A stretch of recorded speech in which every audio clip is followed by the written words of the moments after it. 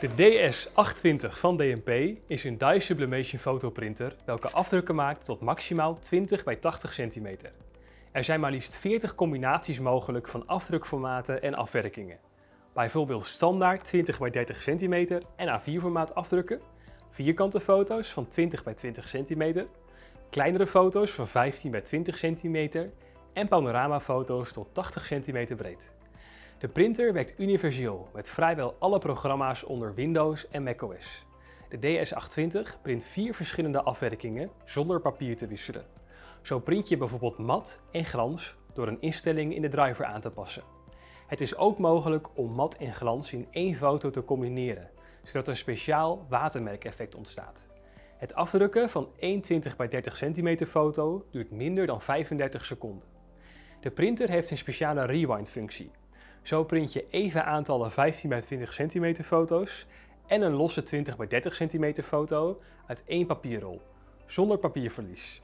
Daarbij staat de DS820 bekend om zijn hoge kwaliteit afdrukken, op zowel standaard als premium DNP papier, met een mooie weergave van de kleuren en altijd een gegarandeerd aantal prints per doos media.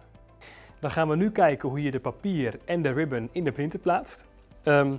Hier is de 820. Aan de onderkant zit een hendel. Door de hendel in te drukken met je hand komt de voorkant van de printer er op deze manier uit. Vervolgens heb je hier de ribbon tray.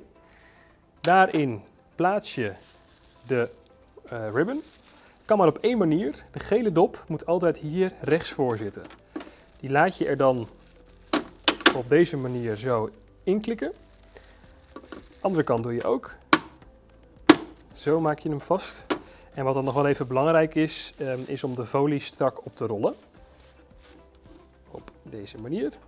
En vervolgens laat je de ribbon met de ribbon tray aan de achterkant zo in de printer vallen. Dan moeten we het papier ook nog plaatsen. Daarvoor zit hier een blauwe hendel. De blauwe hendel drukken we in.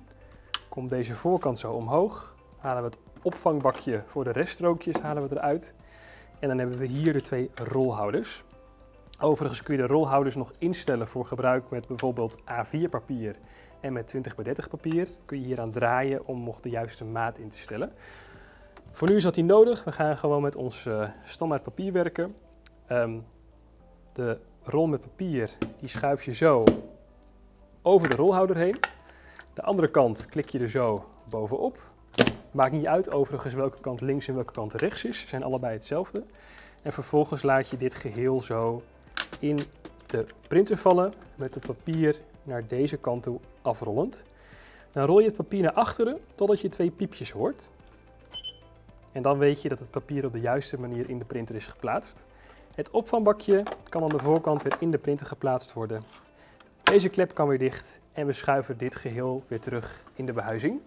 Nu komen er een aantal witte testprintjes uit de printer. En dat garandeert dat er straks geen vingerafdrukken op de daadwerkelijke afdrukken van het papier zitten.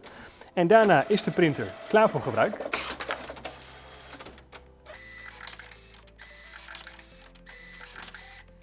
Bedankt voor het kijken naar deze video.